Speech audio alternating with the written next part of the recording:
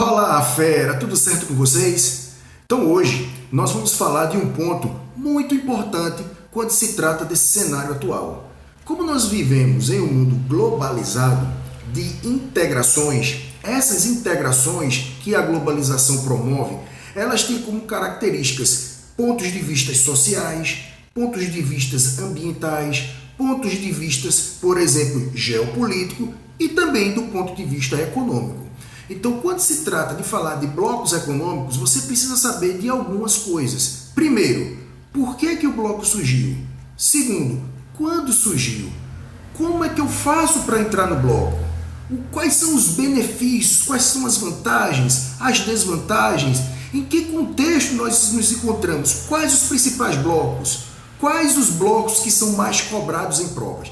Então, é esse conhecimento que você precisa ter. Só que para que você possa aprofundar os estudos sobre os blocos econômicos, nós precisamos fazer uma análise histórica, nós precisamos fazer uma relação no tempo e no espaço.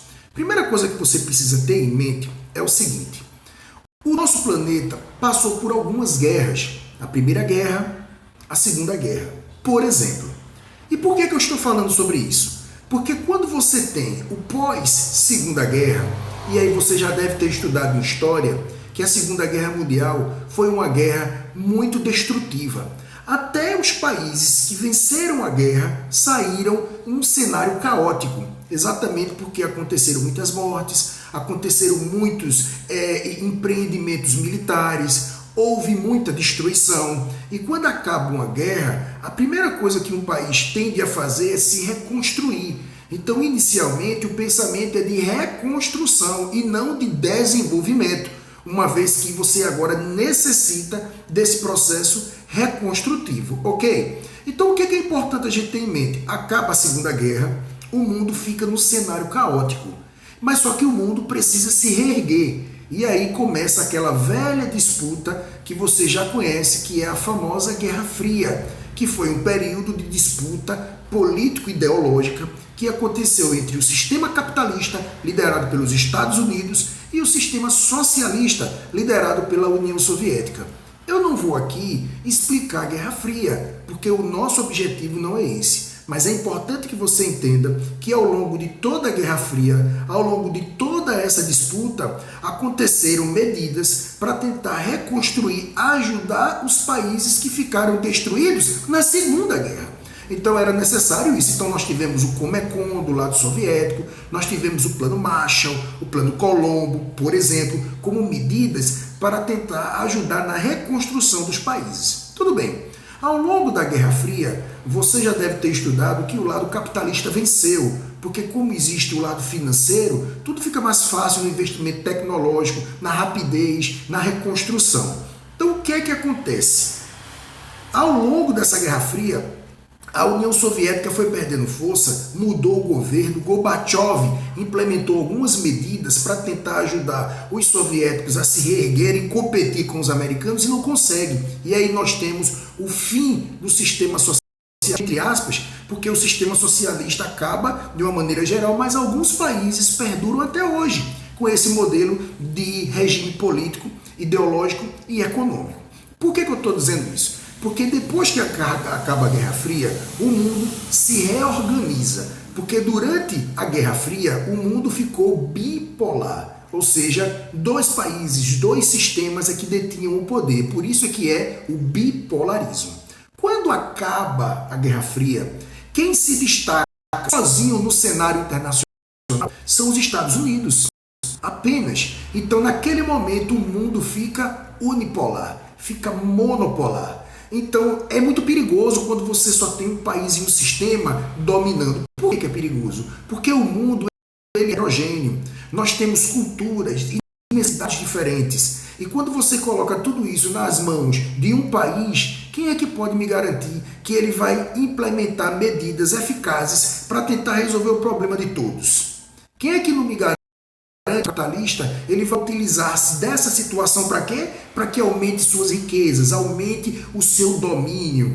Não é? Há quem diga que hoje em dia há algumas tentativas de integração propostas pelos Estados Unidos, na verdade não é uma tentativa de integração econômica para o desenvolvimento, e sim uma maneira de ampliar os domínios americanos. É o famoso colonialismo moderno, beleza? Então fica muito perigoso. Então os Estados Unidos detinham poder, os Estados Unidos tinham a hegemonia nesse período pós-Guerra Fria, que o mundo, na Ásia, com culturas e tradições diferentes, talvez não fosse usada de maneira correta todas as medidas para poder reerguer esses países. Então o que é que acontece?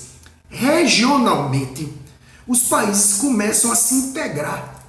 Eles começam um a ajudar o outro porque eles estão ali na mesma região, têm as mesmas características climáticas, têm o mesmo bioma, muitas vezes os mesmos relevos, têm as mesmas questões de solo. Então eles têm uma tradição. Então nada mais do que justo que eles se ajudem porque eles se conhecem. Então começam a surgir algumas tentativas de integração regional. Então você tem lá na África, você tem na Ásia, você tem na América. E essa tentativa, essa união, nós chamamos de blocos. E quando essa integração, essa união entre países surge com o objetivo de fazer o quê? Tentar ajudar financeiramente a se reerguer e se desenvolver. Por isso é que nós chamamos de blocos econômicos. Então você começa a ter uma interdependência, você começa a ter mais uma hegemonia regional para poder se desenvolver. Então, nesse cenário globalizado de integração, o mundo começa com a incidência dos blocos econômicos a se caracterizar não mais como um mundo bipolar como na Guerra Fria e nem monopolar como pós-Guerra Fria, mas como um mundo multipolar. O multipolarismo é importante porque você diversifica o poder e o poder diversificado vai poder você elencar, você pedir, você exigir e implementar medidas que sejam importantes para a sua realidade. E aí surgem os blocos econômicos. Lógico, minha gente, que os blocos econômicos, para que eles existam, eles precisam de características, eles precisam de algumas medidas que a gente vai falar ao longo desse vídeo. Mas o importante que eu quero dizer para você é o seguinte: quando nós falamos de blocos econômicos, nós temos aqui algumas características. Primeira coisa, o bloco econômico existe, mas eu preciso ingressar no bloco. Quando eu quero ingressar no bloco, eu preciso atender a alguns requisitos. E por que esses requisitos são importantes? Para que a gente mantenha uma organização e que o negócio funcione. Nós temos como característica, primeiro, o respeito aos direitos humanos, governo democrático e o crescimento econômico. Então imagine que um bloco econômico está criado com medidas que eu vou dizer quais são e os países começam um a ajudar o outro a se desenvolverem juntos. Ok, ótimo. Só que um determinado país que está fora do bloco quer ingressar. Então, se eu quero ingressar num determinado bloco, eu vou usufruir de todas as medidas que existem no bloco. Eu vou poder caracterizar o crescimento na minha relação e poder subsistir melhor as condições de vida das pessoas. Só que para eu entrar, eu preciso atender alguns requisitos, né? Imagine você estudante vai fazer um grupo de estudos e aí o grupo de estudos vai ter que fazer uma apresentação de um seminário. Então aquele aluno que quer participar, ele precisa contribuir, porque se for aquele aluno que chega para não fazer nada, para se escorar, você não quer, ou seja, ele vai usufruir do trabalho, ele vai ter sua nota, mas ele não vai ter o que você não quer. Então não adianta só entrar, mas você tem que entrar, você tem que atender esses requisitos e você tem que promover uma ajuda para que o bloco se fortaleça e possa competir no cenário globalizado. Tranquilo? Então, quando você tem direitos humanos, um governo democrático e um crescimento econômico, são requisitos que você pode ingressar. Obviamente que os blocos, existe uma união política onde os países que estão ali envolvidos vão decidir, principalmente os países considerados signatários. Os países que decidem, são os países que têm o poder de voto, são aqueles países que tomam medidas para que o negócio funcione. Então você pede para entrar, eles vão votar e aceitam. Então o país, quando entra, ele vai começar a usufruir das características dos blocos econômicos, que eu vou falar já já, tá bom? Esses mesmos requisitos são importantes para que você permaneça. A gente pode dar um exemplo. Vamos lá. Você tem a Venezuela. A Venezuela faz parte do Mercosul, que é um bloco econômico que existe na América do Sul. Por sua vez, a Venezuela vem passando por uma crise recente, de 2019 para 2020, o que é que nós estamos observando no governo de Maduro? Desrespeito aos direitos humanos, desrespeito ao governo democrático e uma estagnação econômica. Eu não preciso ter os três, eu só preciso ter um requisito quebrado para que isso seja um ponto de que isso está desobedecendo às normas do bloco econômico. Então, vamos pegar um exemplo. O governo da Venezuela está desrespeitando a democracia. Então, o que é que acontece? Há uma reunião no Mercosul. E o que aconteceu? A Venezuela fica suspensa. Por que ela fica suspensa? Porque ela desobedeceu um dos requisitos de investidura e de permanência. Tá bom? Então aí você tem essas características. Depois, quais são as características que eu quero falar para vocês dos blocos? Quando a gente está dentro, o que acontece? Primeira coisa importante. O bloco econômico, geralmente, ele é regionalizado, ou seja, o bloco econômico da Europa, países europeus, da América do Sul, países da América do Sul, da Ásia, e assim vai. Quando você está dentro do bloco, segunda informação, se um bloco é da Europa, todos os países da Europa são obrigados a participar? Não, tem que atender os requisitos. Todos os países da Europa participam? Não, tem que atender os requisitos. Então a gente tem essa informação. Segundo, essas são as características. Área de livre comércio. O que é uma área de livre comércio? Você vai comercializar produtos, só que a um preço mais em conta. Esse preço mais em conta acontece porque aconteceu ou a redução ou a eliminação de impostos para alguns produtos. Então, se o Brasil, por exemplo, vende e compra produtos da Argentina a um preço caro, porque você tem que pagar os impostos que geralmente estão ali na região de maneiras, né? Que é exatamente o imposto de fora.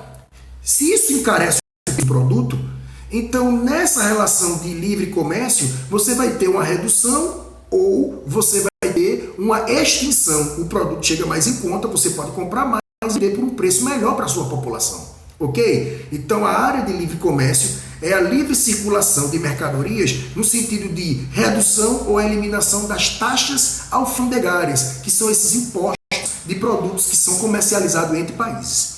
A união aduaneira é exatamente a criação de uma taxa especial para alguns países que estão fora do bloco. Então imagine que a América do Sul se beneficia do livre comércio.